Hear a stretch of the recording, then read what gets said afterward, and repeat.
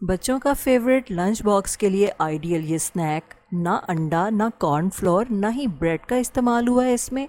Frying में oil भी ज़्यादा यूज़ नहीं हुआ। ऊपर से क्रिस्पी है, अंदर से बहुत मज़े का और सॉफ्ट है, और बच्चों का तो हार्ट फेवरेट है। बिस्मिल्लाहिर्रहमानिर्रहीम।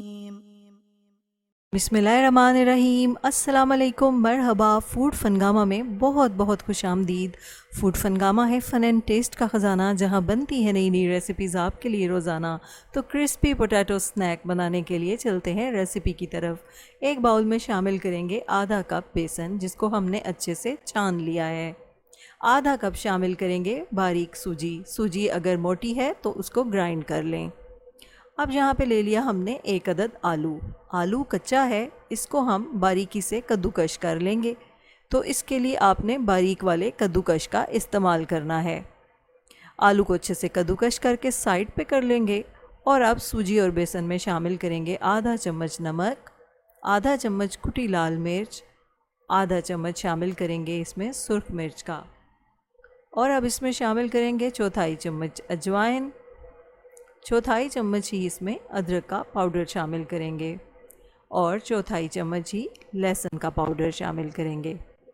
आधा चम्मच मेथी को हाथों में अच्छे से क्रश करके इसमें शामिल करेंगे। इसी तरह आधा चम्मच साबुत ज़ीरा और आधा चम्मच धनिए को भी हाथों में बहुत अच्छे से क्रश करके इसमें शामिल करेंगे। तो हाथों में क्रश करने से ये जो ज़ीरा और धनिया है, इसका टेस्ट बहुत ही ज़बरदस्त आता है और फ्लेवर बहुत अच्छा आता है, जबकि अगर आप इनको पीस लें तो इतना अच्छा फ्लेवर नहीं आता। अब हमने इन तमाम मिसालों को बेसन और सूजी के साथ बहुत ही अच्छे से मिक्स कर लेना है विस्कर की मदद से। अब थोड़ा थोड़ा पानी शामिल करके हम इसकी गाढ़ी सी पेस्ट बना लेंगे। तो पानी थोड़ा थोड़ा ही शामिल करना है, अगर एकदम से ज़्यादा पानी शामिल करेंगे तो इसमें गुठलियाँ पड़ सकती हैं। तो बहुत अच्छे से हमने इसकी जब पेस्ट बना लेनी है, एक लम्प फ्री पेस्ट, तो फिर हम इसमें सब्ज़ियाँ शामिल करेंगे।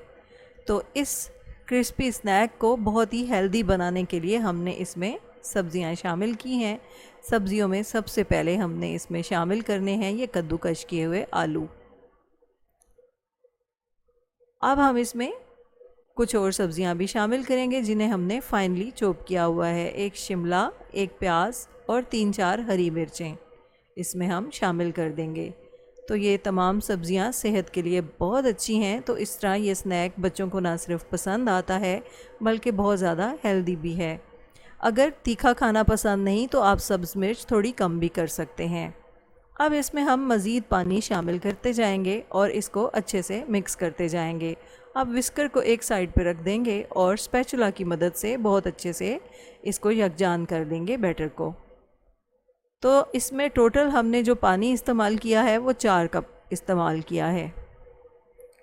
तो इसमें सारा पानी जब हम शामिल कर देंगे तो फिर हम चलते हैं अपने नेक्स्ट प्रोसेस की तरफ।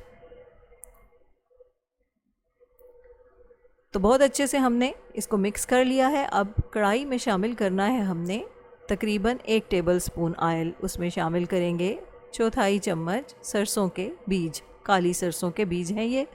चौथाई चम्मच इसमें ज़ीरा शामिल करेंगे और 1-2 चुटकियाँ अजवाइन की शामिल करेंगे और थोड़ी सी कुटी लाल मिर्च।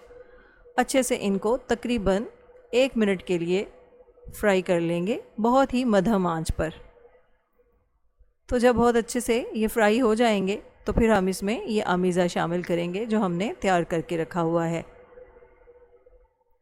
अब अमीज़ा शामिल करते ही हमें फ्लेम को थोड़ा मीडियम कर लेना है।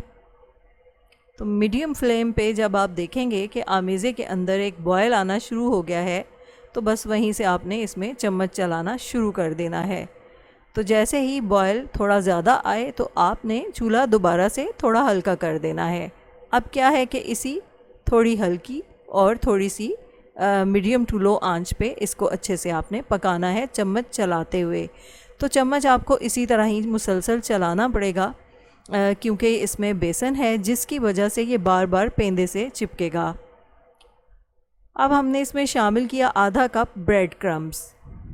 तो ब्रेड क्रम्स अगर आप शामिल नहीं करना चाहते तो आप इसमें चावल का आटा भी शामिल कर सकते हैं। तो अच्छे से इसी तरह लो टू मीडियम फ्लेम पे हम इसे पकाते जाएंगे और पेंदे से अलग करते जाएंगे। तो थोड़ी देर में ही आप देखेंगे कि ये गाढ़ा होने लग जाएगा और एक डो की सूरत इख्तियार कर जाएगा। अब हमें जल्दी से एक बर्तन को ग्रीस कर लेना है। तो इसको हमने इस बर्तन में शिफ्ट कर लेना है। तो इस सारे अमल में आपके 4-5 या ज़्यादा से ज़्यादा 6 मिनट ही लगेंगे।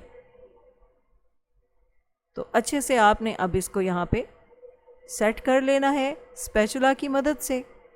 तो ये अभी थोड़ा सा चिपकने वाला है, तो आप चम्मच को थोड़ा ग्रीस कर लें, थोड़ा उस पर ऑयल लगा लें। अच्छे से जब आप इसको सेट कर लेंगे और इसको बिल्कुल लेवल कर लेंगे तो फिर आपने इसको फ्रिज में रख देना है, या अगर आपको जल्दी है तो आप इसे फ्रीज़र में रख लें 5 मिनट के लिए। फ्रीज़र के अंदर ये 5 मिनट में और फ्रिज के अंदर 15 मिनट में बहुत अच्छे से सेट हो जाता है। तो हम इसे फ्रीज़र में रखेंगे। 5 मिनट के बाद ये बिल्कुल सेट हो गया है। आप देख रहे हैं कि अब इसके हाथ भी नहीं चिपक रहे। तो अब हम इसे इस कटिंग बोर्ड के ऊपर निकाल लेंगे और अब इसके हम अपनी मर्ज़ी और अपनी पसंद के मुताबिक जैसा हमें पसंद है इसकी शेप्स काट लेंगे। तो हम इसे ट्रायंगल शेप दे रहे हैं। इससे इसकी लुक बिल्कुल सैंडविच की तरह आएगी, जो बच्चों को बहुत पसंद होता है। तो छुरी को भी अच्छे से हमने ग्रीस कर लिया है, क्योंकि ये अंदर से अभी भी चिपकने वाला है। तो बहुत ही अच्छे से तमाम पीसेस को हम ट्रायंगल शेप में कट कर लेंगे।